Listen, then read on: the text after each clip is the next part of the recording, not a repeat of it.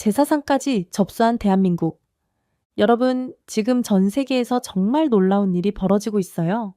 지금 이 순간에도 베트남의 어느 가정에서는 제사상 한가운데에 한국 과일이 올라가고 있다는 거 아세요? 그것도 현지 과일보다 2배나 비싼 가격의 말이에요. 파리 최고급 레스토랑에서도 이 한국 과일 때문에 난리라고 하고요.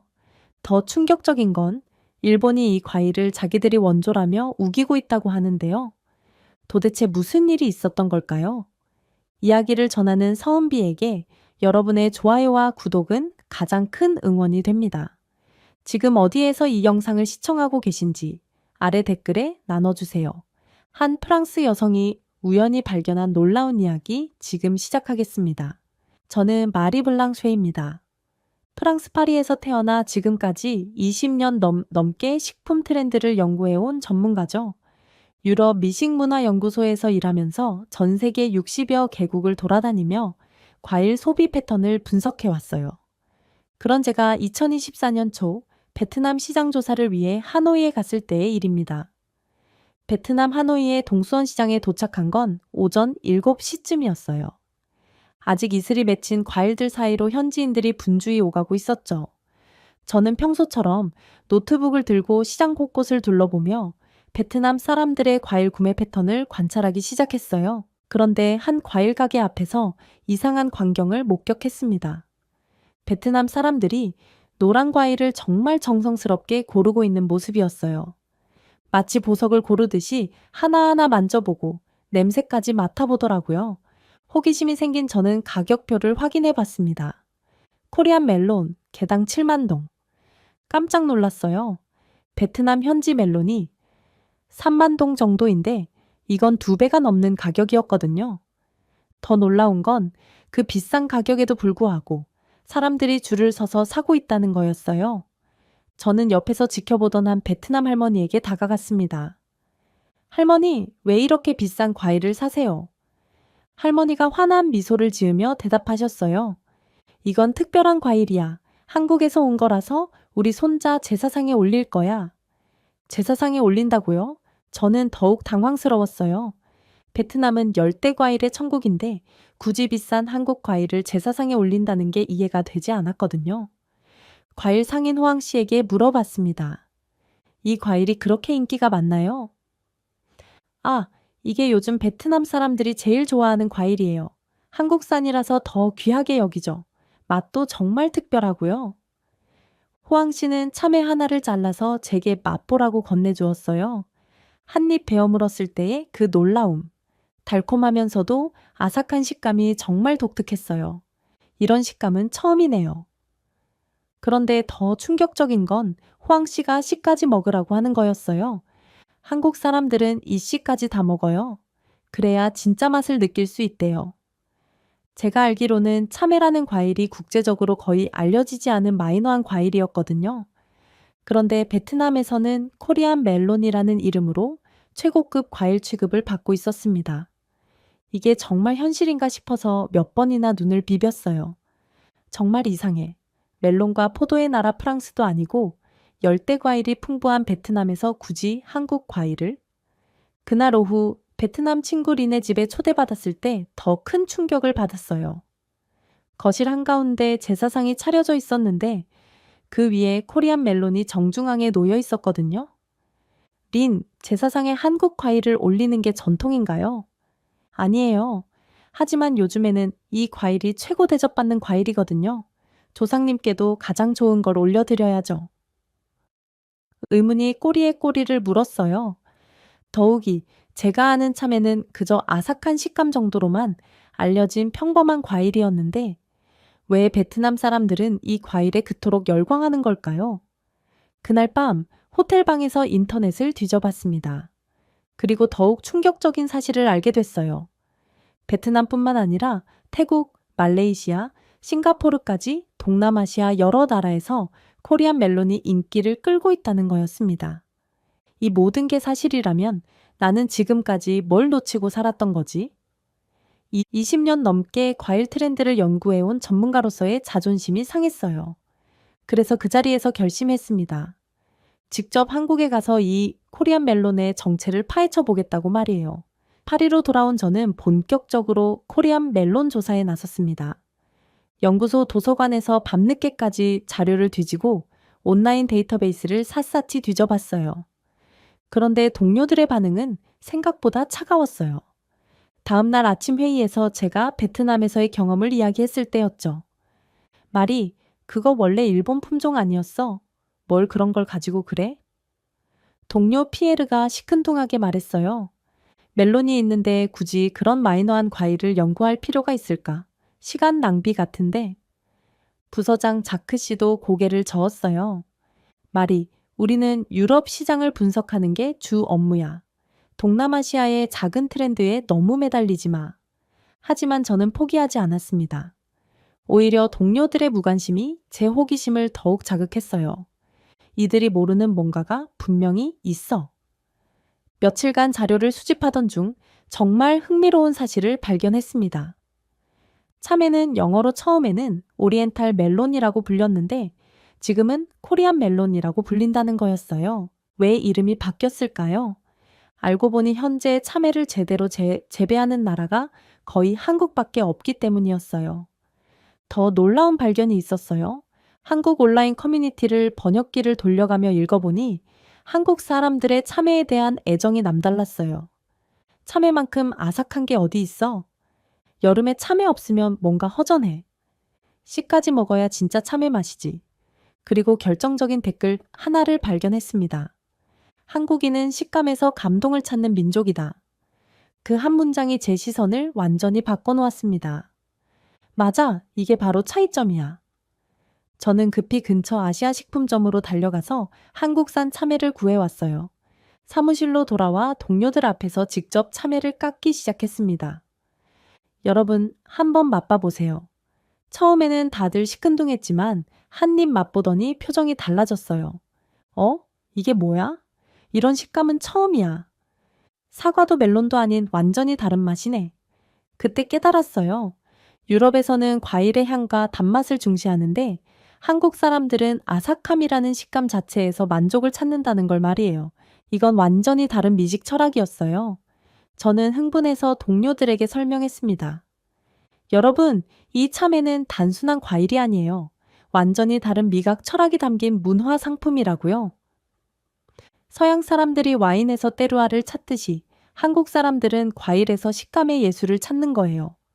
하지만 여전히 일부 동료들은 시큰둥했어요.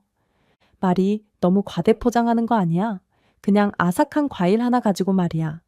피에르가 여전히 회의적이었거든요. 그래봤자 틈새 시장 정도 아닐까? 그래도 저는 확신했습니다. 베트남에서 목격한 그 열광적인 반응, 제사상에까지 오르는 위상, 이 모든 게 우연이 아니라는 걸 말이에요. 이 아삭함이라는 한국만의 식감 철학이 세계인들에게 새로운 경험을 줄 수 있다는 확신이 들었어요. 그날 저녁, 혼자 남은 사무실에서 참외를 하나 더 깎아 먹으며 생각했어요. 이 맛의 뒤에는 분명 더 큰 이야기가 숨어 있을 거야.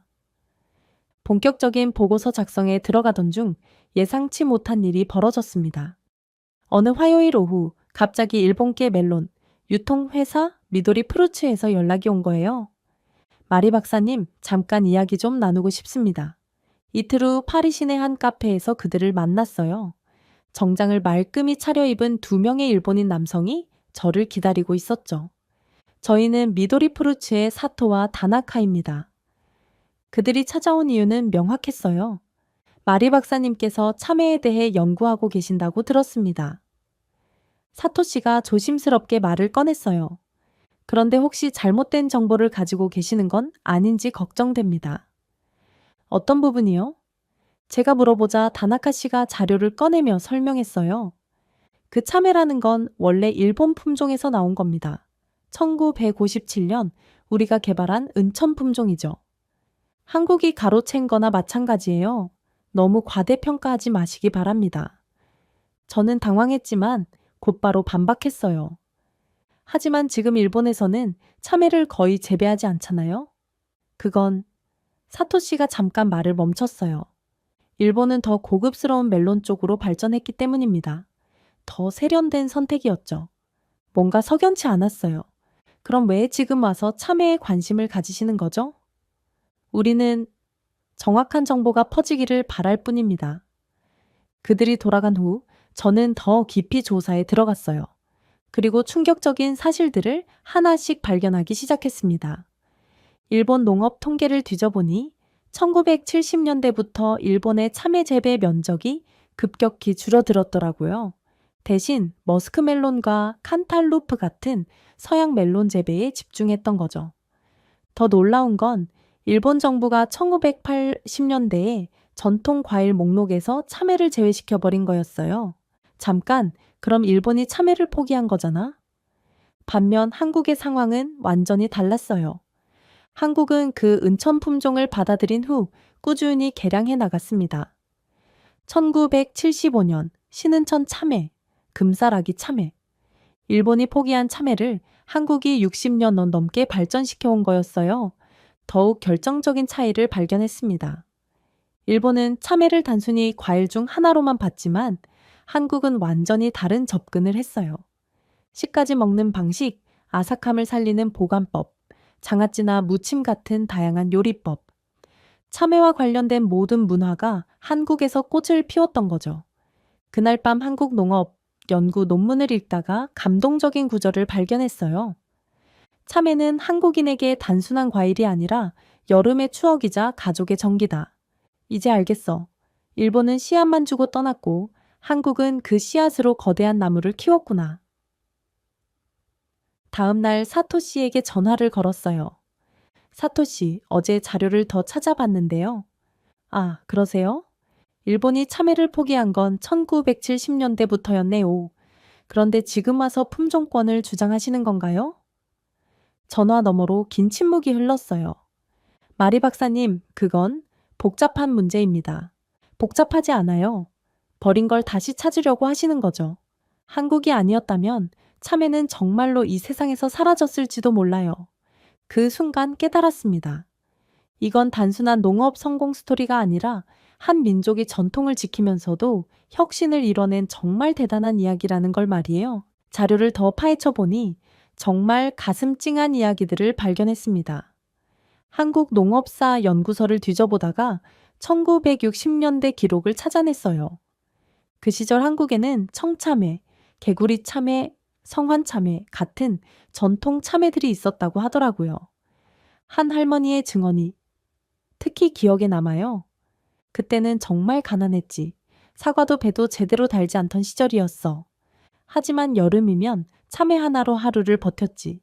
물도 부족하고 설탕도 귀하던 시절에 참외만큼은 우리를 저버리지 않았어. 그 기록을 읽으면서 눈물이 났어요. 1960년대 한국의 농촌 사진들을 보니 정말 척박한 땅에서도 참외만큼은 꿋꿋이 자라고 있었거든요. 더 놀라운 건 그 어려운 시절에도 한국 농민들이 참외 품질 개선을 멈추지 않았다는 거였어요. 1957년 일본에서 온 은천 품종을 받아들인 후 한국의 토양과 기후에 맞게 계속 개량해 나갔습니다. 한국농업기술원의 한 연구원이 쓴 회고록에서 이런 구절을 발견했어요. 일본 품종이 우리 땅에서는 제대로 자라지 않았다. 하지만 우리는 포기하지 않았다. 매년 조금씩 우리 입맛에 맞게, 우리 땅에 맞게 바꿔나갔다. 1775년 신은천 참외가 개발될 때까지의 과정이 정말 눈물겨웠어요. 수백 번의 실패, 수천 번의 개량 작업. 그리고 1984년 드디어 금사라기 참외가 탄생했죠. 이 모든 과정에서 일본은 어디 있었을까요? 1970년대부터 일본은 이미 멜론에만 집중하고 있었어요. 참외는 구식이라며 외면해버렸죠. 한국과 일본의 1980년대 농업 정책 자료를 비교해보니 더욱 극명하게 드러났어요. 일본, 전통 과일에서 탈피, 서양식 고급 과일로 전환. 한국, 전통을 지키면서도 현대적 기술로 품질 향상.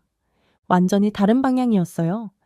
일본이 전통을 버리고 서양을 따라갈 때 한국은 전통을 지키면서도 혁신을 이뤄냈던 거죠. 그리고 결정적인 차이를 발견했습니다. 일본에서는 참외를 먹을 때 씨를 빼고 먹었대요.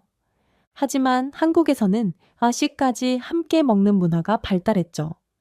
씨까지 먹어야 진짜 참외 맛이라는 말까지 생겼을 정도로요. 이건 단순한 식습관의 차이가 아니었어요. 씨까지 먹기 위해서는 씨가 부드럽고 맛있어야 하거든요.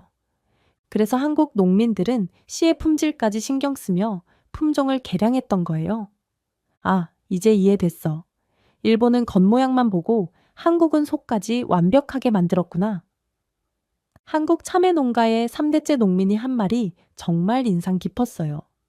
우리 할아버지는 일제강점기에도 참외를 키우셨고, 아버지는 전쟁 중에도 참외를 키우셨어.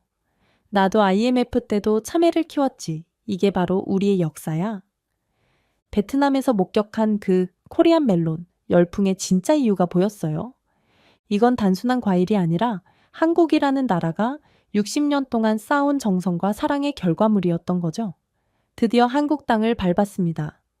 인천공항에 내린 순간부터 기대감으로 가슴이 뛰었어요. 드디어 코리안 멜론의 본고장에 왔구나. 경상북도 성주군으로 가는 KTX 안에서 창밖을 바라보니 한국의 농촌 풍경이 정말 아름다웠어요. 특히 성주에 가까워질수록 노란 비닐하우스들이 끝없이 펼쳐져 있는 모습에 감탄했습니다. 와, 정말 장관이네. 성주역에 도착하니 마중 나온 분이 있었어요. 바로 최준호 박사님이었습니다. 국립농업기술원 소속이면서 조부 때부터 3대째 참외 농사를 지어온 분이죠. 마리 박사님, 멀리서 오시느라 고생하셨습니다. 저는 최준호입니다. 박사님의 첫 인사부터 정말 따뜻했어요. 더 놀라운 건 박사님이 프랑스 몽펠리에 대학에서 농업공학을 공부하신 경험이 있어서 제 고민을 완전히 이해해 주신다는 거였어요. 박사님, 정말 신기해요. 프랑스에서 공부하셨으면서 왜 참외를 선택하셨나요? 하하, 프랑스에서 공부하면서 오히려 우리 참외의 소중함을 더 깨달았죠. 서양 멜론도 좋지만 우리 참외만의 특별함이 있거든요. 차로 이동하면서 박사님이 성주 지역에 대해 설명해 주셨어요. 성주는 한국 참외 생산량의 70%를 담당하는 곳입니다. 여기 토양과 기후가 참외 재배에 최적이거든요. 일교차가 크고 배수가 잘 되는 사질양토, 그리고 무엇보다 농민들의 정성이 세계 최고죠. 첫 번째 비닐하우스에 도착했을 때 그 감동을 어떻게 표현해야 할까요? 문을 열고 들어가는 순간 노란 물결이 끝없이 펼쳐져 있었어요. 오 마이 갓. 저도 모르게 영어가 나왔어요. 하나하나가 모두 반짝반짝 윤이 나고 똑같은 크기로 자란 참외들. 마치 공장에서 찍어낸 것처럼 균일했지만 동시에 살아있는 생명력이 느껴졌어요. 이게 바로 한국의 기술력이구나. 박사님이 참외 하나를 손으로 들어 올리며 설명해 주셨어요. 이 참외 하나가 자라기까지 얼마나 많은 손길이 필요한지 아세요? 파종부터 수확까지 121일, 그동안 농민이 손으로 만지는 횟수만 해도 수십 번은 됩니다. 정말 놀라웠어요. 서양에서는 대부분 기계화되어 있는데 한국 참외는 여전히 사람의 손으로 하나하나 정성스럽게 키우고 있었거든요. 마리 박사님, 혹시 참외의 역사에 대해 들어보셨나요? 박사님이 조용히 물어보셨어요. 1957년 일본 품종이 맞습니다. 하지만 그 씨를 30년 넘게 갈고 닦은 건 한국입니다. 이제 세계에서 코리안 멜론이라고 부르는 것도 결국 세계의 인정이죠. 그리고 이어서 하신 말씀이 정말 가슴에 와 닿았어요. 한국은 품종만 개량한 게 아닙니다. 씨까지 먹는 방식, 아삭함을 살리는 보관법, 장아찌며 무침 같은 요리법까지. 참외와 관련된 모든 전통과 문화가 한국에 남아 있어요. 박사님께서 참외 하나를 직접 따서 깎아주셨어요. 한국식으로 드셔보세요. 씨까지 함께요. 칼로 세로로 쪼개니 속살이 하얗고 투명하게 빛났어요. 한 입 베어 물었을 때의 그 충격. 프랑스에서 먹었던 것과는 완전히 차원이 달랐어요. 단맛이 입안 가득 퍼지면서도 아삭한 식감이 살아있고 씨까지 부드럽게 씹혔거든요. 이건 정말 예술이에요. 박사님이 빙그레 웃으시며 말씀하셨습니다. 참외는 한국에게 단순한 과일이 아니라 문화입니다. 일본은 기술만 있었고 한국은 혼이 있었어요. 바로 그 차이죠. 그 순간 베트남에서 느꼈던 모든 의문이 해결됐어요.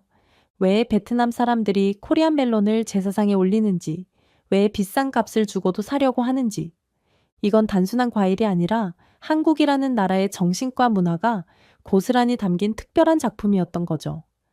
프랑스로 돌아온 저는 완전히 다른 사람이 되어 있었어요. 성주에서의 경험이 제 인생을 바꿔놓았거든요. 다음날 연구소에 출근해서 동료들 앞에서 당당히 외쳤습니다. 참외는 한국의 자존심입니다.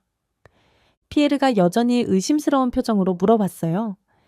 말이 한국 다녀온 후로 완전히 달라졌네. 뭘 그렇게 흥분하고 그래? 흥분이 아니라 감동이에요. 여러분은 아직 진짜를 못 본 거예요. 저는 바로 실행에 옮겼습니다. 유럽 최초로 씨까지 먹는 코리안 멜론 코스 요리를 개발하기 시작한 거죠. 프랑스 요리의 정교함과 한국 참외의 아삭함을 결합한 완전히 새로운 시도였어요. 처음에는 주변에서 모두 말렸습니다.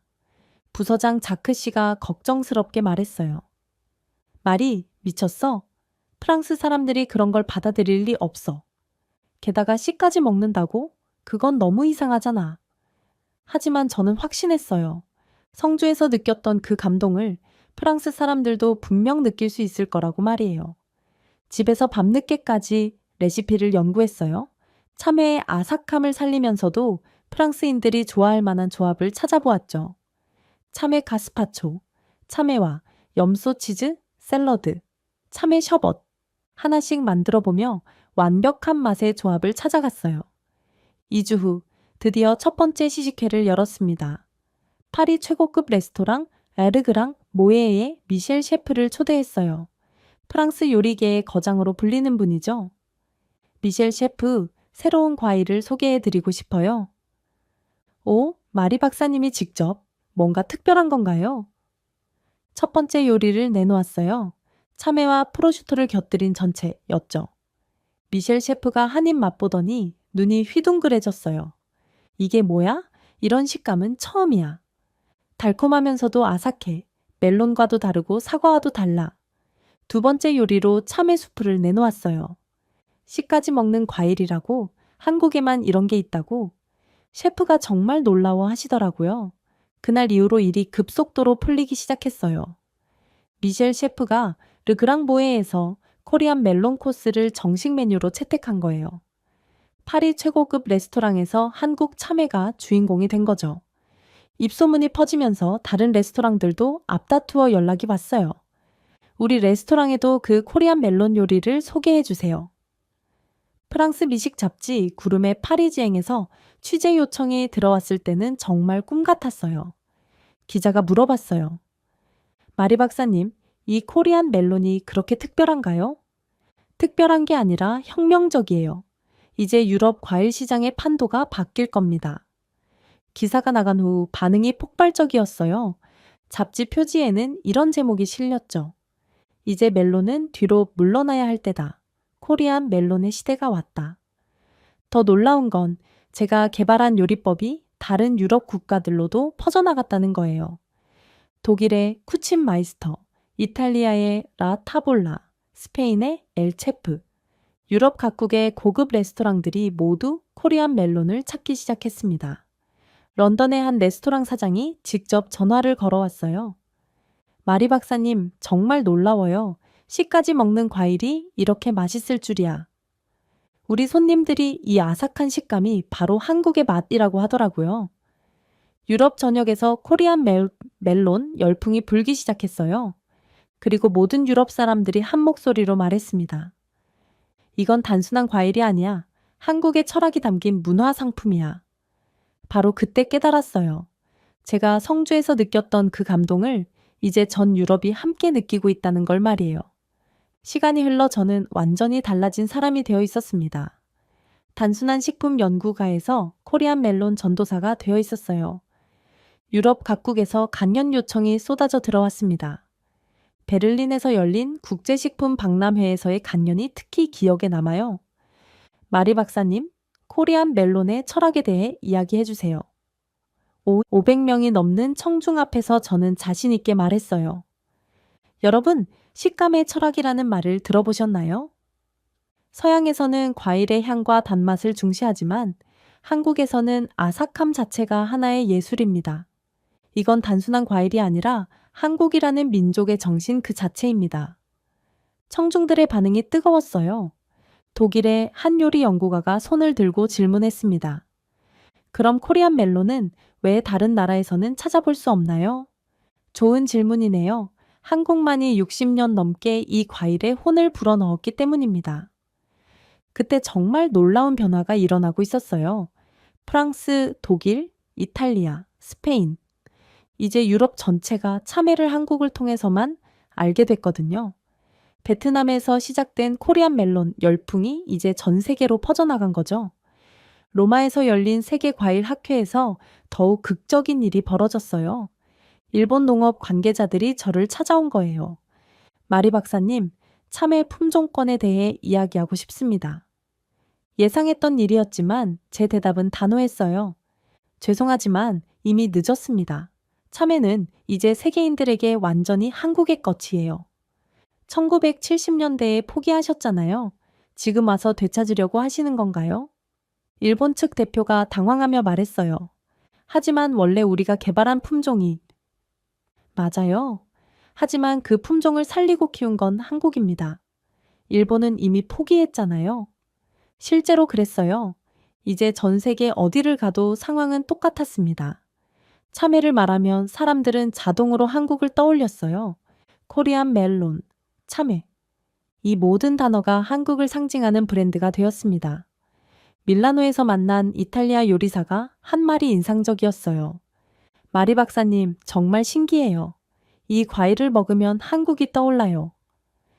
아삭한 식감 속에 뭔가 깊은 이야기가 숨어 있는 것 같아요. 스페인 바르셀로나의 한 레스토랑에서는 더욱 감동적인 장면을 목격했어요. 한 스페인 아이가 엄마에게 물어보더라고요. 엄마, 이 과일은 왜 이렇게 맛있어? 엄마가 대답했어요. 이건 한국에서 온 특별한 과일이야. 한국 사람들이 오랫동안 정성껏 키운 거래. 그 순간 정말 가슴이 뭉클했어요. 이제 유럽의 아이들도 참외를 한국의 과일로 알고 있구나 하는 생각에 말이에요. 파리에서 열린 마지막 강연에서 저는 이렇게 말했어요. 여러분, 코리안 멜론의 성공은 우연이 아닙니다. 이건 한 민족이 전통을 지키면서도 끊임없이 발전시켜온 결과입니다. 일본이 버린 씨앗을 받아 세계 최고의 과일로 키워낸 한국의 정신. 그것이 바로 코리안 멜론이 전 세계를 사로잡은 진짜 이유입니다. 청중들이 일어서서 박수를 보내주었을 때 저는 확신했어요. 이제 참외는 영원히 한국의 것이라는 걸 말이에요. 1년 후 다시 베트남 하노이에 왔습니다. 처음 코리안 멜론을 발견했던 바로 그 동수원 시장이에요. 하지만 이번에는 관광객이 아니라 코리안 멜론 전문가로서 온 거죠. 시장에 도착하니 1년 전과는 완전히 다른 풍경이 펼쳐져 있었어요. 코리안 멜론 전용 판매대가 따로 마련되어 있었고 그 앞에는 긴 줄이 서 있었습니다. 가격도 1년 전보다 더 올랐어요. 코리안 멜론 개당 10만 동. 하지만 사람들은 여전히 기꺼이 돈을 지불하고 있었습니다. 더 놀라운 건 판매대에 한국어로 된 안내문까지 붙어 있다는 거였어요. 정통 한국 성주산 참외. 씨까지 드세요. 베트남 사람들이 한국 문화까지 받아들이고 있는 거였어요. 그때 한 베트남 가족이 참외를 고르는 모습을 봤어요. 어린 딸이 엄마 손을 잡고 있었는데 참외를 보며 눈을 반짝이고 있었죠. 저는 다가가서 물어봤습니다. 이게 뭔지 아니? 소녀가 밝게 대답했어요. 참외요. 한국에서 온 맛있는 과일이에요. 우리 할머니가 이걸로 제사를 지내신대요. 저는 그 소녀에게 더 자세히 이야기해줬어요. 이건 정말 특별한 과일이란다. 일본에서 사라질 뻔한 과일을 한국이 60년 동안 정성껏 키워서 이렇게 맛있게 만든 거야. 소녀가 고개를 갸우뚱하며 물었어요. 참외? 근데 왜 이름이 이렇게 슬퍼 보여요? 저는 웃으며 대답했습니다. 참 외롭다는 뜻이야. 하지만 기억에 남는 건 바로 그런 맛이란다. 외로웠지만 한국이 끝까지 지켜줘서 이제 전 세계 사람들이 사랑하는 과일이 됐어. 그 순간 정말 감동적인 깨달음이 왔어요. 참외라는 이름 자체가 이미 이 과일의 운명을 말해주고 있었구나 하는 생각이 들었어요. 참 외로운 과일이었지만 한국이 끝까지 포기하지 않았기 때문에 이제 전 세계 사람들의 사랑을 받게 된 거죠. 호황 씨가 저를 알아보고 반갑게 다가왔어요. 마리 박사님, 1년 만이네요. 정말 반가워요. 호황 씨, 장사 잘 되시나요? 덕분에 너무 잘 돼요. 이제 코리안 멜론이 베트남에서 가장 인기 있는 과일이에요. 정말 놀라운 변화였어요. 호황 씨의 가게뿐만 아니라 시장 곳곳에서 코리안 멜론을 파는 모습을 볼 수 있었어요. 제사상, 식탁, 고급 레스토랑. 이제 베트남 어디를 가도 코리안 멜론을 볼 수 있게 됐습니다. 베트남 친구 린의 집에도 다시 갔어요. 1년 전과 똑같이 거실 한가운데 제사상이 차려져 있었는데 이번에는 코리안 멜론이 더 많이 올려져 있었어요. 린, 1년 사이에 정말 많이 변했네요. 네, 이제 우리 가족 모두가 참외 없으면 안 되거든요. 완전한 참외 팬이 됐어요. 그리고 모든 베트남 사람들이 한 목소리로 말해요. 참외는 한국 거야. 코리안 멜론이 최고야. 하노이 시내의 고급 호텔 레스토랑에서도 코리안 멜론 디저트를 파는 걸 봤어요. 1년 전만 해도 상상도 못했던 일이었죠.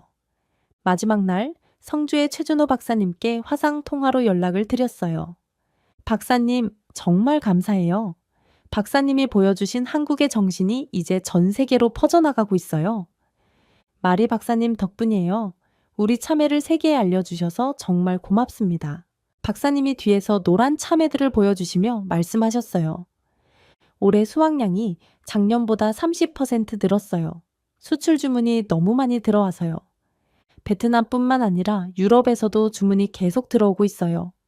그 순간 확신했어요. 이 모든 이야기가 단순한 우연이 아니라 한국이라는 나라가 가진 특별한 힘의 결과라는 걸 말이에요. 버려진 것을 끝까지 지켜내고 더 나아가 세계 최고로 만들어내는 그 놀라운 정신. 포기하지 않는 끈기, 전통을 지키면서도 혁신을 이루는 지혜. 그것이 바로 코리안 멜론이 전 세계를 정복한 진짜 이유였습니다.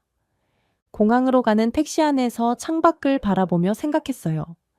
이제 어디를 가든 코리안 멜론을 볼 수 있을 거예요.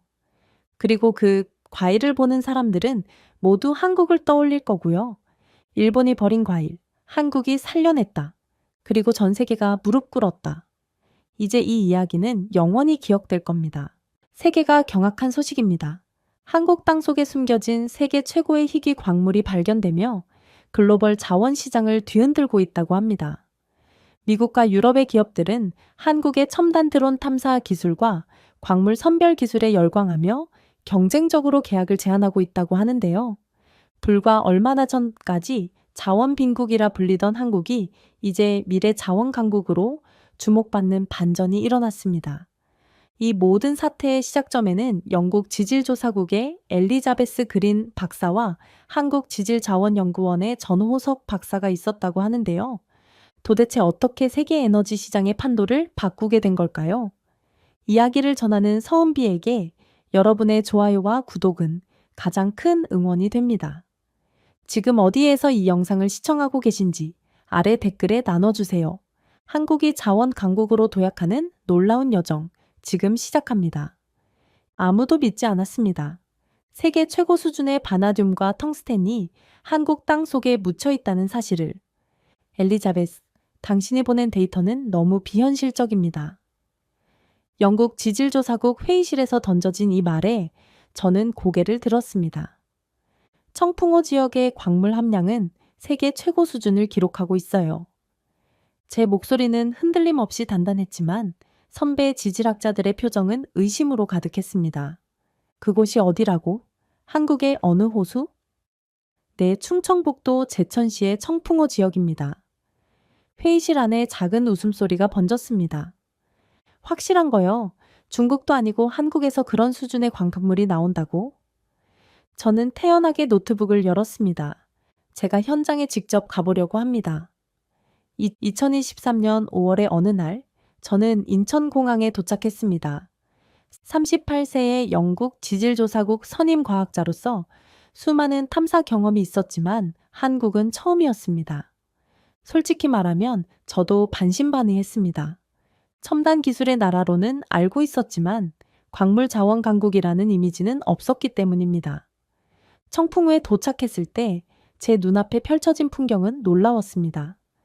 깊고 푸른 호수 주변으로 울창한 산들이 둘러싸인 아름다운 경관, 그리고 그 위로 날아다니는 최첨단 드론들. 엘리자베스 박사님, 한국지질자원연구원의 전호석입니다. 저보다 키가 조금 작은 단정한 모습의 한국인 남성이 손을 내밀었습니다. 반갑습니다, 전 박사님. 드디어 직접 뵙게 되네요. 저희는 웃으며 악수를 나눴습니다.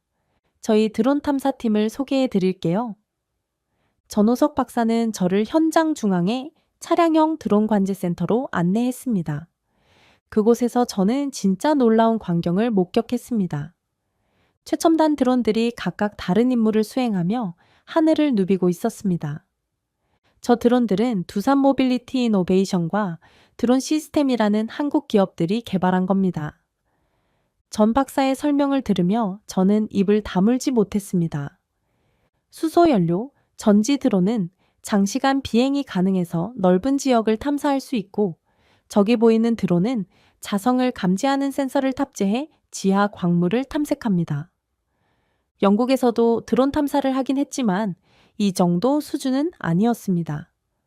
어떻게 이런 험한 지형에서 정밀 탐사가 가능한 거죠? 제 질문에 전 박사는 자랑스러운 미소를 지었습니다. 저희 연구원이 개발한 드론 플랫폼 덕분이죠. 사진 측량, 원격 탐사, 물리 탐사 등 다양한 기술을 접목했습니다. 관제센터 내부의 대형 모니터에는 실시간으로 데이터가 흘러 들어왔습니다. 기존에 사람이 직접 가서 확인하기 어려웠던 지역의 정보가 생생하게 펼쳐졌습니다. 이 데이터들을 보세요, 엘리자베스 박사님. 청풍호 주변에는 바나듐, 몰리브덴, 텅스텐, 주석 등 첨단 산업에 필수적인 광물들이 풍부하게 매장되어 있습니다.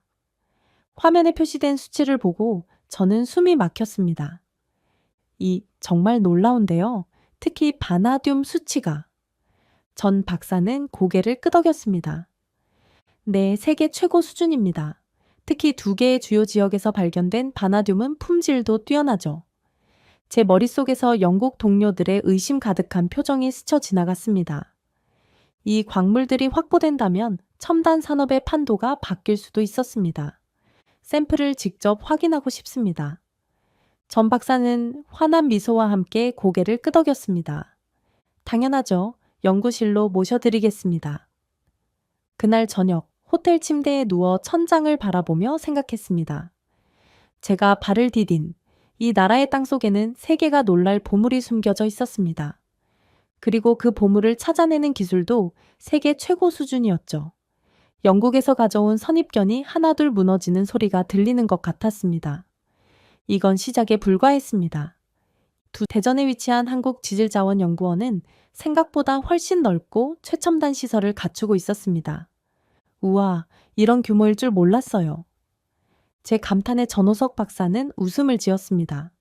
저희 연구원은 1918년에 설립된 오랜 역사를 가졌지만 시설은 계속 현대화하고 있어요. 넓은 복도를 따라 걸으며 연구원의 곳곳을 둘러보았습니다. 이쪽은 광물 분석실입니다. 전 박사가 안내한 방에 들어서자 최첨단 장비들이 가득했습니다. 현미경부터 X선 회절 분석기, 전자 현미 분석기 등 정밀 분석 장비들이 줄지어 있었죠. 여기서 모든 광물 샘플을 분석하고 있어요. 투명한 유리병 너머로 연구원들이 바쁘게 움직이는 모습이 보였습니다. 전 박사님은 언제부터 이 연구를 시작하셨어요? 저는 1995년에 입사했어요. 그때부터 희귀 광물 탐사와 선별 기술 개발에 매진해왔죠. 그의 얼굴에서 자부심이 느껴졌습니다. 지금까지 특허 9건, 논문 400편 이상을 발표했어요. 대단하시네요. 저는 진심으로 감탄했습니다. 사실 처음부터 순탄했던 건 아니에요. 전 박사의 목소리가 조금 가라앉았습니다. 1970년대 강원도에서 텅스텐 광산이 활발하게 운영됐었죠. 상동 광산이라고 들어보셨나요? 네, 들어본 것 같아요. 그곳은 세계 최대 규모의 텅스텐 광산이었어요. 한때는 대한민국 수출의 70%를 차지할 정도였죠. 전 박사의 눈에 옛 기억이 스쳐 지나가는 듯 했습니다. 하지만 중국의 저가 공세로 경쟁력을 잃고 1990년대 최문을 닫았어요. 우리는 계속 걸으며 다른 실험실로 향했습니다. 여기가 제가 가장 많은 시간을 보내는 곳입니다. 그가 안내한 실험실에는 여러 종류의 광석과 시약이 놓여 있었습니다. 이곳에서 원광석 선별 기술을 개발하고 있어요. 전 박사는 작은 광석 하나를 집어들었습니다. 이게 회중석이라는 텅스텐 원광이에요. 검은 빛이 도는 회색 덩어리를 제게 건넸습니다. 생각보다 무겁네요. 맞아요. 텅스텐은 비중이 매우 높아요. 이 작은 덩어리가 반도체, 우주선, 특수강 등 첨단 산업의 필수적인 광물이죠. 전 박사는 특별한 장비를 가리켰습니다. 이게 저희가 개발한 선별 시스템입니다. 그는 시연을 시작했습니다. 먼저 원광석을 분쇄해 입자를 최대한 작게 만듭니다. 분쇄기가 요란한 소리를 내며 돌아갔습니다. 그 다음 특수시약을 통해 텅스텐만 물 위로 떠오르게 해요. 물이 담긴 통에 가루와 시약을 넣자 놀랍게도 일부 입자들이 떠올랐습니다. 이제 자외선과 미네랄 라이트로 확인해 볼게요. 불을 끄고 자외선을 비추자 떠오른 입자들이 푸른색으로 빛났습니다. 텅스텐은 자외선에 반응해 이렇게 푸른색으로 나타나요. 저는 입이 떡 벌어졌습니다. 이 기술이 정말 대단해요. 아직 완벽하진 않아요. 현재 순도는 55% 정도, 회수율은 65%에 머물러 있죠. 그래도 충분히 인상적인데요. 전 박사는 고개를 저었습니다. 경제성을 확보하려면 적어도 순도 70%, 회수율 90% 이상은 되어야 해요. 그의 눈빛에서 강한 의지가 느껴졌습니다. 제가 영국에서 배운 기술을 활용해 도움을 드릴 수 있을 것 같아요. 제 말에 전 박사의 눈이 반짝였습니다. 정말요? 그렇다면 한영 공동 연구 프로젝트를 시작해 볼까요? 우리는 그 자리에서 악수를 나눴습니다. 밤늦게까지 이어진 회의에서 우리는 공동 연구 계획을 수립했습니다. 저는 영국의 선별 기술을, 전 박사는 한국의 드론 탐사 기술을 공유하기로 했죠. 호텔로 돌아오는 차 안에서 창밖을 바라보며 생각했습니다. 이 협력이 어디까지 이어질지, 또 어떤 결과를 가져올지 가슴이 설레는 밤이었습니다. 연구실에서의 나날은 눈 깜짝할 사이에 지나갔습니다. 엘리자베스 박사님, 이 데이터를 확인해 보세요. 전호석 박사가 건넨 보고서를 살펴보니 청풍호 지역에서 채취한 광석의 분석 결과였습니다. 텅스텐 함량이 예상보다 높네요. 네, 지금까지 조사한 구역 중 가장 높은 수치입니다.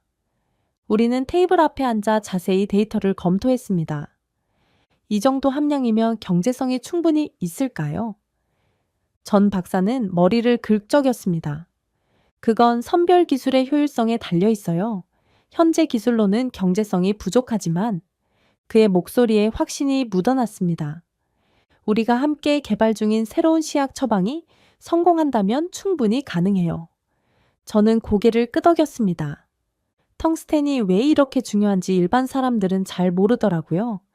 전 박사는 책상에서 일어나 창가로 걸어갔습니다. 텅스텐은 지구상에서 가장 단단한 금속 중 하나예요.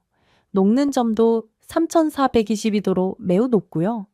그는 잠시 창밖을 바라보다 다시 말을 이었습니다. 그래서 산업 구조물, 백열 전구 필라멘트, 우주선, 반도체 제조 등에 필수적이죠. 특히 전기차와 재생 에너지 시장이 커지면서 수요가 더 늘고 있어요. 제 말에 전 박사는 동의하듯 고개를 끄덕였습니다. 문제는 전 세계적으로 매장량이 극히 드물다는 거죠. 한국, 중국 등 일부 국가만 보유하고 있어요. 그래서 우리 연구가 더 중요한 거군요. 맞아요. 특히 중국이 자국 산업을 보호하기 위해 수출을 제한하면서 국제 시장은 더 불안정해지고 있어요. 저희는 다시 실험대로 돌아왔습니다. 이번에는 시약 농도를 조금 더 높여볼까요? 전 박사가 제안하자 저는 동의했습니다. 좋아요. 온도도 2도 정도 올려봅시다. 우리는 장갑을 끼고 새로운 시약 조합을 시도했습니다. 실험은 쉽지 않았습니다. 밤늦게까지 이어지는 실험에 눈이 따가워졌지만 포기할 수 없었습니다. 안 되는데. 10번째 시도도 실패하자 전 박사의 어깨가 축 처졌습니다. 지금까지 해봤던 모든 방법을 다 써봤는데도 저는 깊은 숨을 내쉬었습니다. 잠시 휴식을 취하고 생각을 정리해 보는 게 어떨까요? 그래요. 커피라도 마시러 갈까요? 연구원 카페테리아에서 따뜻한 커피를 마시며 우리는 침묵했습니다. 전 박사님, 혹시 시약 처리 순서를 바꿔보는 건 어떨까요? 문득 떠오른 생각을 말했습니다. 전 박사의 눈이 커졌습니다. 순서요? 그럴 수도 있겠네요. 우리는 서둘러 연구실로 돌아왔습니다.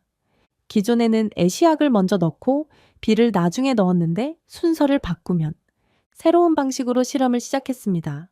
시간이 천천히 흘렀습니다. 봐요. 뭔가 달라졌어요. 전 박사의 외침에 현미경을 들여다봤습니다. 입자 분리가 훨씬 깨끗하게 되고 있어요. 우리는 서로를 바라보며 환하게 웃었습니다. 추가 분석 결과 순도가 60%까지 올라간 것을 확인했습니다. 아직 목표치에는 못 미치지만 큰 진전이에요. 전 박사의 얼굴에 희망이 번졌습니다. 내일은 교반 속도와 온도를 더 조정해봐요. 저는 커다란 하품을 참지 못했습니다. 죄송해요. 오늘 정말 긴 하루였네요. 전 박사도 피곤한 듯 눈을 비볐습니다. 밤늦게까지 고생하셨어요. 내일 계속해요. 연구실을 나서는 순간 저는 가슴이 벅차올랐습니다. 비록 작은 진전이지만 우리가 올바른 방향으로 나아가고 있다는 증거였습니다. 호텔로 돌아가는 택시 안에서 저는 눈을 감았습니다. 텅스텐 입자가 푸른빛으로 빛나는 모습이 머릿속에 맴돌았습니다. 베이징의 화려한 고층 빌딩 사이 중국 광물자원 개발부의 회의실은 침묵에 휩싸여 있었습니다. 한국과 영국의 협력 상황을 보고하세요. 냉철한 목소리의 주인공 리우웨이 차관은 방 안을 둘러보았습니다. 네, 차관님. 한국지질자원연구원과 영국 지질조사국이 청풍호 지역의 텅스텐과 바나듐 공동 개발을 추진 중입니다. 보고를 듣던 리우웨이의 눈빛이 날카로워졌습니다. 구체적으로 얼마나 진행됐나요? 선별 기술 연구가 빠르게 진행 중입니다. 특히 텅스텐 순도가 60%까지 올라갔다고 합니다. 60%? 리우웨이는 자리에서 일어섰습니다. 그들이 70%에 도달하면 우리의 시장 점유율이 위협받을 겁니다. 그의 목소리가 단단하게 울렸습니다. 조치를 취하세요. 즉시. 한편 한국에서는 전혀 다른 분위기가 흐르고 있었습니다. 엘리자베스 박사님, 좋은 소식이 있어요.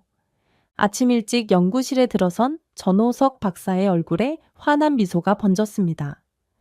교반 속도를 조정하고 온도를 정확히 맞추니 순도가 65%까지 올라갔어요. 정말요? 그거 정말 대단한 진전인데요. 저는 너무 기뻐서 전 박사의 손을 꼭 잡았습니다. 이제 70%까지 얼마 남지 않았어요. 기쁨도 잠시, 그날 오후 충격적인 뉴스가 전해졌습니다. 중국이 텅스텐 가격을 30% 인하했습니다. 연구원 휴게실의 TV에서 경제 뉴스가 흘러나왔습니다. 중국의 갑작스러운 가격 인하로 국제 텅스텐 시장이 큰 혼란에 빠졌습니다. 특히 최근 텅스텐 개발을 추진 중인 국가들의 타격이 예상됩니다. 전 박사의 얼굴이 굳어졌습니다. 이건 우리를 겨냥한 행동이에요. 어떻게 그렇게 확신하세요? 중국은 세계 텅스텐 시장의 80%를 장악하고 있어요. 그들이 가격을 인하하면 다른 나라의 광산들은 경제성을 잃게 됩니다. 저는 깊은 숨을 내쉬었습니다. 이런 상황이 전에도 있었나요? 네, 1990년대 초반에도 비슷한 일이 있었어요. 그때 상동 광산이 문을 닫았죠. 그럼 우리 연구는 어떻게 되는 건가요? 전 박사는 잠시 생각에 잠겼다가 단호하게 말했습니다. 더 열심히 해야 해요.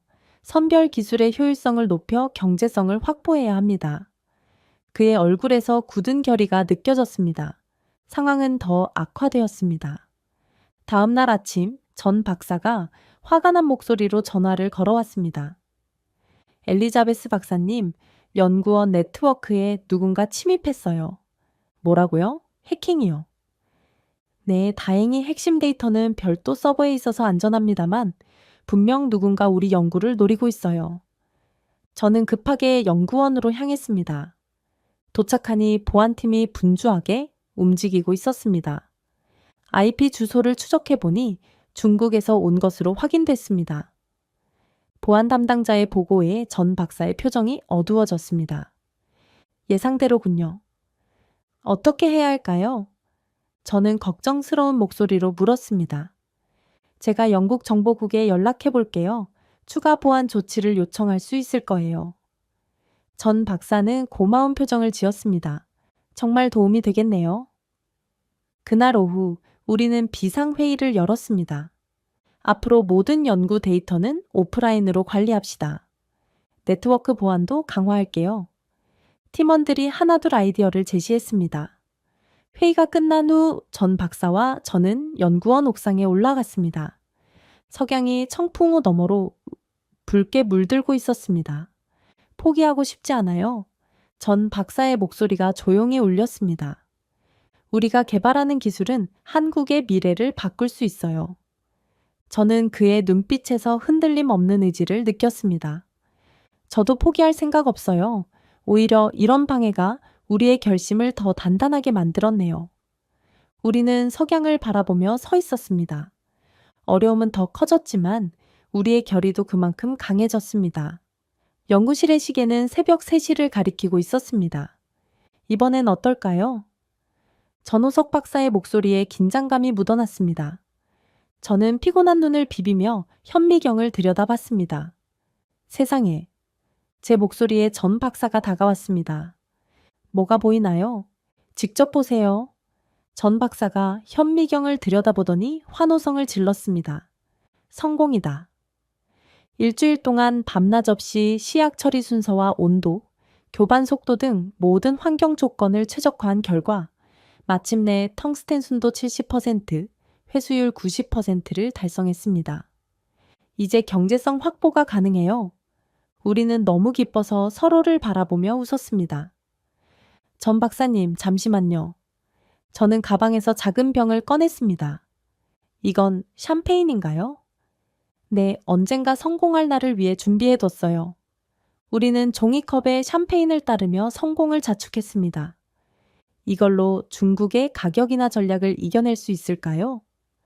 전 박사는 고개를 끄덕였습니다.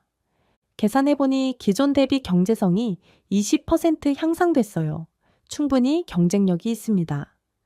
다음 날 우리의 성과는 연구원 전체에 퍼졌습니다. 축하드립니다. 대단해요. 동료 연구원들의 축하 인사가 이어졌습니다. 한국 언론도 이 소식을 보도했습니다. 한국지질자원연구원, 영국과 공동으로 텅스텐 선별 기술 개발 성공. 신기술로 경제성 20% 향상, 중국 의존도 낮출 전망. 우리의 성공은 국제 광물 업계에도 큰 반향을 일으켰습니다. 일주일 후 뜻밖의 방문객이 연구원을 찾아왔습니다. 마이클 헤이즈입니다. 넥스트젠 미네랄스의 최고 경영자죠. 키가 크고 자신감 넘치는 미국인 사업가가 손을 내밀었습니다. 전호석 박사님과 엘리자베스 그린 박사님을 만나게 돼 영광입니다. 우리는 회의실에 앉아 대화를 나눴습니다. 실례지만 어떻게 저희 연구를 알게 되셨나요? 제 질문에 마이클은 웃으며 대답했습니다. 광물 업계는 생각보다 좁습니다. 특히 이런 대단한 발전이 있으면 소문이 빨리 퍼지죠. 그는 서류 가방을 열었습니다. 저희는 미국 최대 광물 기업 중 하나로 특히 신기술에 관심이 많습니다. 마이클은 진지한 표정으로 말을 이었습니다. 박사님들의 기술을 직접 보고 싶습니다. 가능할까요?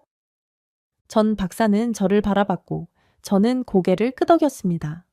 연구실에서 기술 시연이 이루어졌습니다. 이건 놀랍군요. 마이클의 눈이 커졌습니다. 이 기술이 상용화된다면 국제시장에 큰 변화가 올 겁니다. 시연이 끝난 후 마이클은 대담한 제안을 했습니다. 저희와 독점 계약을 맺는 건 어떨까요? 북미 시장 진출을 도와드리겠습니다. 전 박사는 잠시 생각에 잠겼습니다. 감사한 제안이지만 저희는 다양한 옵션을 검토하고 있습니다. 마이클은 이해한다는 듯 고개를 끄덕였습니다. 물론입니다. 천천히 생각해 보세요.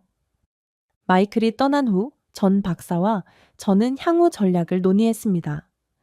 미국 시장도 중요하지만 유럽 시장도 놓칠 수 없어요. 제 말에 전 박사가 동의했습니다. 맞아요.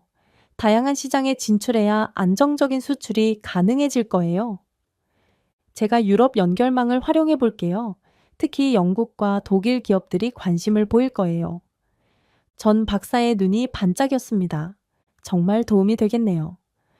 다음 주 저는 영국으로 잠시 돌아가 여러 기업들과 미팅을 가졌습니다. 한국의 신기술이 정말 그렇게 효율적인가요? 영국 최대 금속 가공 기업의 CEO가 물었습니다. 네, 직접 확인했습니다. 순도 70%, 회수율 90%를 달성했어요. 회의실 안에 놀라움의 웅성거림이 퍼졌습니다. 계약을 어떻게 진행할 수 있을까요? 3주 후 저는 기쁜 소식을 안고 한국으로 돌아왔습니다. 전 박사님, 영국 3개 기업과 독일 2개 기업이 계약 의향서를 보냈어요. 전 박사의 얼굴에 환한 미소가 번졌습니다. 대단해요. 이제 정말 상용화가 가능해지겠네요. 그날 저녁, 우리는 성공을 자축하며 한강변 레스토랑에서 식사를 했습니다. 한 가지 물어봐도 될까요? 전 박사가 조심스럽게 말을 꺼냈습니다. 물론이죠. 왜 이렇게 한국의 기술 개발에 열정적으로 도움을 주시나요? 저는 잠시 생각에 잠겼다가 대답했습니다. 과학자로서 기술 발전에 기여하는 것이 제 사명이라고 생각해요. 국적은 중요하지 않아요. 전 박사의 눈에 감사의 빛이 어렸습니다. 당신 덕분에 한국이 자원 강국으로 한 걸음 더 나아갈 수 있게 됐어요. 창밖으로 서울의 야경이 반짝이고 있었습니다. 저는 그 순간 제가 역사의 한 페이지를 쓰고 있다는 느낌이 들었습니다. 도시 광산이라는 개념을 들어보셨나요? 전호석 박사가 화면에 슬라이드를 띄웠습니다. 폐기물에서 귀중한 자원을 추출하는 개념이죠? 제 질문에 전 박사는 고개를 끄덕였습니다. 맞아요. 특히 전자제품과 배터리에는 귀중한 광물들이 포함되어 있어요. 우리는 텅스텐 선별 기술을 성공시킨 후 새로운 연구 방향을 모색하고 있었습니다. 저희가 다음으로 주목하는 것은 전기차 배터리 재활용 기술입니다. 전 박사의 설명이 이어졌습니다. 전기차 배터리에는 리튬, 코발트, 니켈, 망간, 흑연 등 귀중한 광물들이 들어있어요. 그런데 폐배터리에서 어떻게 이런 물질들을 추출하나요? 전 박사는 또 다른 슬라이드를 보여줬습니다. 바로 텅스텐 선별 기술을 응용하는 거예요. 그의 눈이 반짝였습니다. 같은 원리로 특수 시약을 통해 각 물질을 분리할 수 있어요. 우리는 즉시 새로운 연구에 착수했습니다. 실험실에는 다양한 크기와 모양의 폐배터리들이 쌓였습니다. 이것들을 모두 어디서 구하셨어요? 한국에서는 배터리 재활용이 법적으로 의무화되어 있어요. 이건 수거된 일부죠. 전 박사는 배터리를 분해하기 시작했습니다. 배터리는 여러 층으로 구성되어 있고 각 층마다 다른 물질이 포함되어 있어요. 저는 호기심에 가득 차 과정을 지켜봤습니다. 며칠 동안 우리는 다양한 시약과 방법을 시도했습니다. 이건 어떨까요? 제가 새로운 화학식을 제안했습니다. 좋은 생각이에요. 시도해 봅시다. 여러 번의 실패 끝에 마침내 효과적인 방법을 찾아냈습니다. 성공이에요. 리튬과 코발트를 95% 이상 회수할 수 있게 됐어요. 전 박사가 기쁨에 차서 외쳤습니다. 이건 대단한 발전이네요. 저는 진심으로 감탄했습니다. 이 기술이 상용화되면 한국의 자원 의존도를 크게 낮출 수 있을 거예요. 우리의 연구는 더 넓은 분야로 확장되었습니다. 다음은 폐전자 제품에서 금과 은을 추출하는 기술을 개발해 볼까요? 전 박사의 제안에 저는 흥미를 느꼈습니다. 어떤 전자제품에 가장 많은 귀금속이 들어있나요? 컴퓨터 메인보드와 스마트폰이 특히 많아요. 한 톤의 스마트폰에는 약 350g의 금이 들어있다고 해요. 놀랍네요. 그건 금광보다 더 높은 농도잖아요. 전 박사는 웃으며 고개를 끄덕였습니다. 그래서 도시 광산이라고 부르는 거예요. 새로운 연구는 순조롭게 진행되었습니다. 특히 LG화학과 SK이노베이션 같은 한국 대기업들이 관심을 보이며 협력을 제안했습니다. LG화학에서 연락이 왔어요. 우리의 배터리 재활용 기술에 투자하고 싶대요. 전 박사의 목소리에 기쁨이 가득했습니다. SK이노베이션도 마찬가지예요. 공동 연구를 제안했어요. 저는 놀라움을 감추지 못했습니다. 이렇게 빨리 주목받게 될 줄 몰랐어요. 한국 기업들은 새로운 기술에 대한 반응이 매우 빠른 편이에요. 어느 날 연구실에 특별한 방문객이 찾아왔습니다. 안녕하세요. 저는 한국 환경부 장관입니다. 우리는 깜짝 놀라 인사를 건넸습니다. 장관님, 어떻게 오셨나요? 박사님들의 재활용 기술이 우리나라 자원순환 정책에 큰 기여를 할 수 있을 것 같아 직접 보고 싶었습니다. 장관은 우리의 연구에 큰 관심을 보였습니다. 정부 차원에서 지원할 방법을 모색 중입니다. 특히 도시 광산 개념은 우리 정책과 잘 맞아요. 방문이 끝난 후 전 박사의 얼굴에는 자부심이 가득했습니다. 우리 연구가 국가적으로 중요한 일이 되었네요. 저는 고개를 끄덕였습니다. 한국이 자원 빈국에서 기술력으로 극복하는 모습이 정말 인상적이에요. 연구가 진행될수록 성과는 더욱 눈부셨습니다. 이제 폐전자 제품에서 금, 은을 98% 이상 회수할 수 있게 됐어요. 전 박사의 보고에 연구팀 전체가 환호했습니다. 한국의 연간 금 소비량 중 상당 부분을 재활용으로 충당할 수 있게 됐네요. 누군가 감탄했습니다. 맞아요. 국내 금광이 많지 않지만 이제 재활용과 부산물 회수를 통해 공급이 가능해요. 한국의 아연광과 구리광을 재련할 때도 금과 은이 부산물로 생성된다는 사실도 알게 되었습니다. 연구 성과는 유럽에서도 큰 관심을 받았습니다. 엘리자베스 박사님, 유럽 환경청에서 발표 요청이 왔어요. 전 박사가 전화를 건넸습니다. 우리 기술을 유럽에 소개해달래요. 저는 기쁘게 수락했습니다. 물론이죠. 이건 세계적으로 중요한 기술이니까요. 연구실에서 마지막 실험을 마치고 창밖을 바라봤습니다. 석양이 물드는 도시의 풍경이 눈에 들어왔습니다. 그 빌딩들과 도로, 자동차들 속에 얼마나 많은 귀중한 자원이 순환하고 있는지. 한국은 이제 땅속뿐만 아니라 도시 속에서도 보물을 찾아내고 있었습니다. 바나듐에 대해 들어보셨나요? 전호석 박사가 회의실 화면에 새로운 자료를 띄웠습니다. 네, 물론이죠. 희귀전이 금속이잖아요. 하지만 자세한 특성은 잘 모르겠네요. 전 박사의 눈이 반짝였습니다. 이제 우리의 새로운 연구 대상입니다. 화면에는 바나듐의 특성과 용도가 나열되어 있었습니다. 바나듐은 한국지질자원연구원이 미래 중점 연구 광물로 선정했어요. 왜 하필 바나듐인가요? 전 박사는 자리에서 일어나 설명을 이어갔습니다. 바나듐은 대용량 에너지 저장에 필수적인 광물이에요. 특히 재생에너지 확대에 따라 수요가 급증하고 있죠. 그는 다른 슬라이드로 넘겼습니다. 또한 철강에 혼합하면 강도가 크게 증가해 지진 방지 효과가 있고 무엇보다 특별한 점은 그가 잠시 말을 멈추고 저를 바라봤습니다. 충전 후 방전이 되지 않는다는 거예요. 에너지 저장 효율이 매우 높죠. 저는 흥미롭게 들었습니다. 그런데 청풍호 지역에 바나듐도 매장되어 있나요? 네, 그게 중요한 포인트예요. 전 박사의 목소리에 흥분이 묻어났습니다. 청풍호 인근 2개 지역에서 세계 최고 함량의 바나듐이 발견됐어요. 그는 태블릿을 꺼내 상세한 데이터를 보여줬습니다. 이 지역에 묻혀 있을 것으로 추정되는 바나듐 원석인 티탄 철석의 매장량은 약 700만 톤으로 추정됩니다.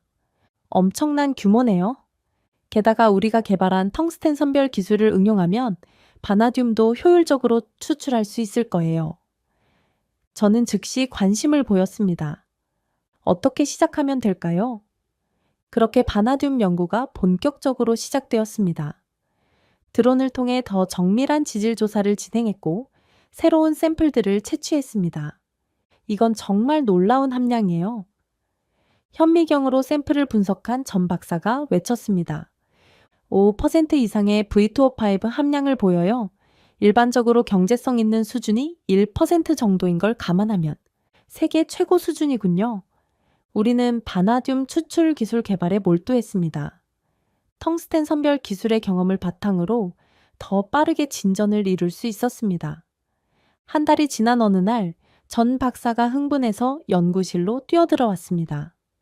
엘리자베스 박사님, 바나듐 추출 순도 85%를 달성했어요. 정말요? 어떻게 그렇게 빨리? 텅스텐 연구에서 배운 노하우가 큰 도움이 됐어요.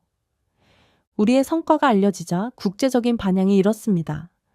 특히 에너지 저장 시스템 ESS 개발 기업들의 관심이 뜨거웠습니다. BAR 에너지라는 회사에서 연락이 왔어요. 바나듐 레독스 흐름 배터리를 연구하는 회사인데 우리 기술에 매우 관심이 많대요. 전 박사가 이메일을 보여줬습니다. 다른 여러 기업들도 연락이 오고 있어요. 중국에서도 반응이 있었습니다. 중국 과학원에서 공동 연구를 제안했어요. 전 박사가 말했습니다. 하지만 저는 조심스러워요. 이전 해킹 시도를 기억하시죠? 저도 동의했습니다. 신중하게 접근하는 게 좋겠어요. 바나듐 연구가 깊어질수록 그 중요성도 더욱 명확해졌습니다. 바나듐은 미래 에너지 저장 시장의 핵심이 될 거예요. 전 박사가 깊은 확신을 가지고 말했습니다. 특히 태양광, 풍력 같은 재생에너지의 간헐성을 보완하는 데 큰 역할을 할 수 있어요. 연구 과정에서 한 가지 놀라운 발견이 있었습니다. 청풍호 지역의 바나듐은 불순물이 적어서 추가 정제 과정이 줄어들어요. 전 박사가 데이터를 보여주며 설명했습니다. 이건 생산 비용을 크게 절감할 수 있는 요소예요. 그 무렵 국제에너지 시장에도 변화가 일고 있었습니다. 중국이 바나듐 수출을 제한하기 시작했어요. 뉴스를 보며 전 박사가 말했습니다. 텅스텐과 마찬가지로 자국 산업 보호를 위한 조치겠죠. 이러한 상황이 우리 연구의 중요성을 더욱 부각시키네요. 저는 생각을 말했습니다. 한국이 자체 바나듐 공급망을 확보하면 국제시장 변동에 덜 취약해질 테니까요. 연구 성과가 국제학회에서 발표되었을 때 세계 각국의 기업들이 한국으로 몰려들었습니다. 미국, 유럽, 일본의 주요 에너지 기업들이 모두 계약을 원해요. 전 박사가 놀란 표정으로 말했습니다. 이건 정말 예상치 못한 반응이네요. 특히 마이클 헤이즈가 이끄는 넥스트젠 미네랄스가 가장 적극적이었습니다. 마이클이 직접 방문해서 독점 계약을 제안했어요. 어떻게 응답하셨나요? 아직 결정하지 않았어요. 다양한 옵션을 검토 중이죠. 우리는 한국 정부와도 긴밀히 소통했습니다. 산업부에서 이 기술을 국가전략기술로 지정하려고 해요. 전 박사가 기쁜 소식을 전했습니다. 그만큼 국가적으로 중요하다는 의미죠. 어느 날 저녁, 연구실 창가에서 바라본 서울의 야경은 더욱 빛나 보였습니다. 우리가 발견한 바나듐이 저 도시의 불빛을 더 오래, 더 효율적으로 밝힐 수 있겠죠. 저는 감상에 젖어 말했습니다. 전 박사는 미소를 지으며 고개를 끄덕였습니다. 한국이 자원빈국이라는 오랜 한계를 넘어서고 있어요. 그의 목소리에 자부심이 묻어났습니다. 이제 우리는 자원 수출국으로 도약할 준비가 됐습니다. 런던의 유서 깊은 회의장에 세계 각국의 지질학자와 에너지 전문가들이 모였습니다. 2025년 국제 에너지 포럼에 오신 것을 환영합니다. 영국 에너지부 장관의 개회사로 4일간의 회의가 시작되었습니다. 저는 연단 앞에서 깊은 숨을 들이마셨습니다. 오늘 제가 발표할 주제는 한국의 희귀 광물 개발과 미래 에너지 공급망입니다. 청중들의 눈빛이 집중되었습니다. 3년 전 저는 한국 청풍호 지역에서 놀라운 발견을 하게 되었습니다. 프레젠테이션이 시작되자 청중들의 표정이 점점 놀라움으로 바뀌었습니다. 한국지질자원연구원의 전호석 박사와 함께 우리는 세계 최고 수준의 텅스텐 선별 기술을 개발했고 바나듐 추출 기술에서도 혁신을 이루었습니다. 상세한 데이터와 함께 한국의 기술 혁신 과정을 설명했습니다. 특히 주목할 점은 이 기술들이 단순한 광물 추출을 넘어 자원 재활용과 도시 광산 개념으로 확장되었다는 것입니다. 발표가 끝나자 큰 박수가 터져 나왔습니다. 질문 시간에는 끊임없는 손이 올라왔습니다. 그린 박사님, 한국의 기술이 중국의 시장 지배에 어떤 영향을 미칠 것으로 보시나요? 현재 중국이 세계 텅스텐과 바나듐 시장의 대부분을 장악하고 있지만 한국의 기술 혁신은 이러한 구도를 바꿀 수 있는 잠재력을 가지고 있습니다. 또 다른 질문이 이어졌습니다. 이 기술의 확산 가능성은 어떤가요? 다른 국가들도 도입할 수 있을까요? 물론입니다. 우리는 이미 유럽과 북미 기업들과 기술 이전 논의를 진행 중입니다. 발표회가 끝난 후 많은 전문가들이 저에게 다가왔습니다. 그 중에는 뜻밖의 인물도 있었습니다. 인상적인 발표였습니다. 그린 박사. 리우웨이 차관이 손을 내밀었습니다. 생각보다 빨리 기술 혁신을 이루셨네요. 저는 단호하게 그의 손을 잡았습니다. 기술 발전은 경쟁보다 협력에서 더 빠르게 이루어집니다. 그의 눈에 잠시 당혹감이 스쳤다가 사라졌습니다. 중국도 협력에 관심이 있습니다. 언제든 베이징으로 오십시오. 그가 떠난 후 마이클 헤이즈가 다가왔습니다. 엘리자베스, 당신은 역사를 바꾸고 있어요. 그의 눈에 존경심이 깃들어 있었습니다. 혼자가 아니라 전호석 박사와 많은 연구원들과 함께입니다. 이제 한국은 더 이상 자원 빈국이 아니군요. 저는 고개를 끄덕였습니다. 기술력으로 한계를 극복한 거죠. 포럼 마지막 날 공식 성명이 발표되었습니다. 이번 포럼은 희귀 광물 시장의 새로운 균형점을 예고합니다. 특히 한국의 기술 혁신은 글로벌 공급망에 중요한 변화를 가져올 것으로 기대됩니다. 런던에서의 일정을 마치고 저는 다시 한국으로 돌아왔습니다. 인천공항에 도착하자 전호석 박사가 환한 미소로 맞아주었습니다. 어땠나요? 포럼 반응이요? 상상 이상이었어요. 모두가 한국의 기술에 깊은 인상을 받았어요. 차를 타고 이동하는 동안 전 박사가 기쁜 소식을 전했습니다. 바나듐 연구가 더 진전되었어요. 이제 순도 93%까지 올라갔습니다. 대단해요. 그럼 상용화는 내년 상반기에 가능할 것 같아요. 이미 세계 기업과 계약을 체결했고요. 저는 놀라움을 감추지 못했습니다. 그리고 더 중요한 소식이 있어요. 전 박사의 표정이 더욱 밝아졌습니다. 정부가 청풍호 인근에 대규모 연구 단지를 조성하기로 결정했어요. 국제희귀 광물연구센터라는 이름으로요. 와, 정말 대단한 소식이네요. 엘리자베스 박사님을 공동센터장으로 모시고 싶습니다. 어떠세요? 저는 잠시 말을 잃었다가 감동적인 마음으로 대답했습니다. 영광입니다. 기꺼이 수락할게요. 청풍호로 향하는 길, 우리는 미래에 대한 이야기를 나눴습니다. 한국이 자원 수출국으로 도약하는 것은 이제 꿈이 아닌 현실이 되고 있어요. 전 박사의 목소리에 확신이 가득했습니다. 텅스텐, 바나듐뿐만 아니라 재활용 기술까지 우리는 이제 글로벌 시장에서 주도권을 가질 수 있어요. 차창 밖으로 펼쳐진 청풍호의 풍경이 어느 때보다 아름다워 보였습니다. 호수 주변으로 새롭게 들어설 연구센터의 부지가 보였습니다. 우리는 차에서 내려 호숫가로 걸어갔습니다. 3년 전 처음 이곳에 왔을 때를 기억하세요? 전 박사가 물었습니다. 물론이죠. 아무도 믿지 않았던 프로젝트였죠. 그런데 이제는 세계가 주목하고 있어요. 잔잔한 호수 위로 석양이 붉게 물들고 있었습니다. 이제 시작일 뿐이에요, 박사님. 제 말에 전호석 박사는 고개를 끄덕이며 미소 지었습니다. 맞습니다. 우리가 만들 미래는 이제부터 시작이죠. 우리는 나란히 서서 땅속에 숨겨진 보물과 그 보물을 찾아낸 기술의 힘을 생각했습니다. 한국은 이제 더 이상 자원 빈국이 아니었습니다. 기술의 힘으로 한계를 극복하고 세계 무대에서 당당히 빛나고 있었습니다. 땅속의 희망, 기술의 빛으로 환하게 밝혀진 미래가 우리 앞에 펼쳐져 있었습니다. 네, 오늘 사연 어떻게 들으셨나요? 사연이 재밌으셨다면 구독과 좋아요, 알림 설정까지 부탁드립니다.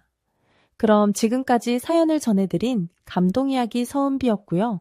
영상 봐주신 모든 분들 고맙습니다. 그리고 늘 감사드리고 사랑합니다. 행복하고 건강한 하루 되세요.